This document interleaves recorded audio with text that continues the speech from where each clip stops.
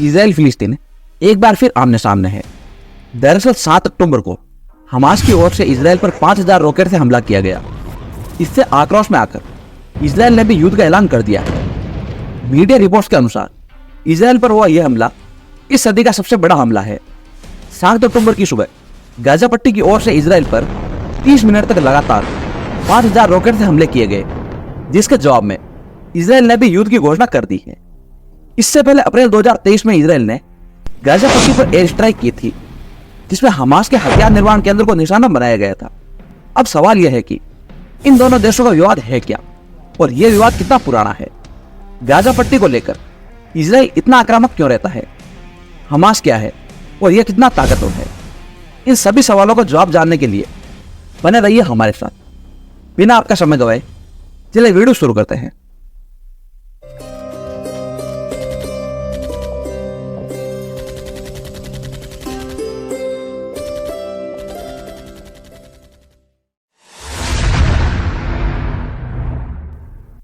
Israel और फिलिस्तीन के बीच के संघर्ष को जानने से पहले यह जानते हैं कि आखिर इन दोनों देशों में विवाद है क्या और यह विवाद कितना पुराना है। इन दोनों देशों के बीच यह विवाद प्रथम विश्व युद्ध से चल रहा है। गाजा पट्टी से लेकर वेस्ट बैंक तक के एरिया को पहले फिलिस्तीन कहा जाता था। यूरोप में बिखरे हुए यहूदी फिलिस्तीन की ओर पलायन करने लगे थे। धीरे धीरे यहाँ पर यहूदियों का वर्चस्व बढ़ता गया और उन्होंने वहां से फिलिस्तीनियों को भगाना शुरू कर दिया।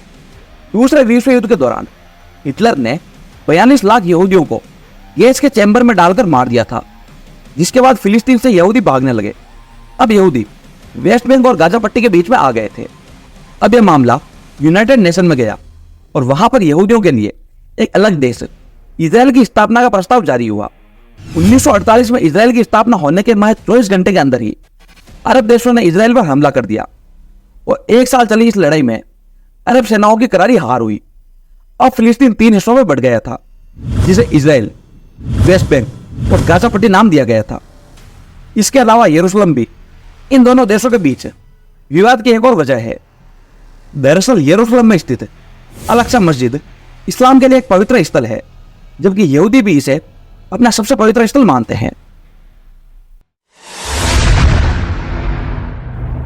अब यह समझने की कोशिश करते हैं कि आखिर गाजा स्ट्रिप यानी कि गाजा पट्टी क्या है और क्यों इजराइल इसे लेकर इतना आक्रामक रहता है। दरअसल इजराइल की स्थापना से पहले गाजा पट्टी फिलिस्तीन का हिस्सा थी, लेकिन जब इजराइल की स्थापना हुई तो फिलिस्तीन 2 हिस्सों में बढ़ गया।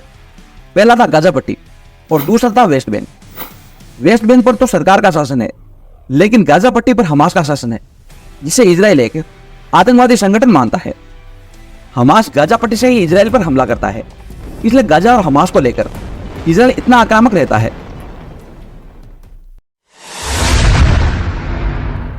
इजराइल और फिलिस्तीन के बीच एक बैरियर का काम करने वाला संगठन हमास आज दुनिया भर में मशहूर है। हमास का गठन शेख अहमद यासीन ने किया था, जिसके घर को इजरायली सेना ने बुलडोजर से तबाह कर दिया था। 1983 में यासीन को गाजा में इजरायली सेना ने गिरफ्तार किया और 13 साल की सजा सुनाई, लेकिन 2 साल बाद ही उन्हें रिहा कर दिया गया था। 1987 में उन्होंने हमास की स्थापना की। हमास एक आंदोलन है जो आक्रमणकारी इजराइल को खदेड़ने और उखाड़ फेंकने की मंशा रखता है। इजरायली सेना ने 2004 में हेलीकॉप्टर द्वारा स्ट्राइक कर 9 लोगों के साथ यासीन को मार दिया था। हमास ने 7 अक्टूबर की सुबह 30 मिनट के अंदर लगातार 5000 रॉकेट से इजराइल पर हमला कर दिया, जिसके जवाब में इजरायली सेना गाजा पट्टी में हमास के ठिकानों पर हमला कर रही है। इस युद्ध में 2 दिनों में लगभग 700 से ज्यादा लोग मारे गए हैं। हमास अपने आतंकियों को इजराइल में घुसाने के लिए ग्लाइडर का यूज कर रहा है। इसी के साथ हमास ने इजराइल के सबसे सुरक्षित टैंक मार्कोवा 4 को खत्म करने के लिए पहली बार सशस्त्र ड्रोन का यूज किया है। हमास के पास कुछ ऐसे रॉकेट है जिनकी रेंज 70 किलोमीटर है, जो तेल अवीव तक जा सकते हैं। इन सब बातों से लगता है कि हमास काफी एडवांस हथियारों से लैस है और इन हथियारों में उनकी मदद हिजबुल्लाह जैसे आतंकी संगठन कर रहे हैं। अब सवाल यह है कि आखिर यह संघर्ष कब तक चलेगा और कितने बेगुनाहों को इस संघर्ष का परिणाम भुगतना पड़ेगा।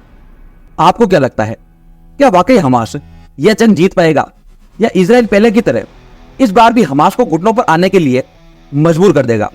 हमें कमेंट में जरूर बताएं। आज के वीडियो में बस इतना ही। यदि आपको आज का वीडियो पसंद आया तो वीडियो को लाइक और शेयर कर चैनल को सब्सक्राइब जरूर करें। मिलते हैं अगले वीडियो में, तब तक के लिए जय हिंद, जय भारत।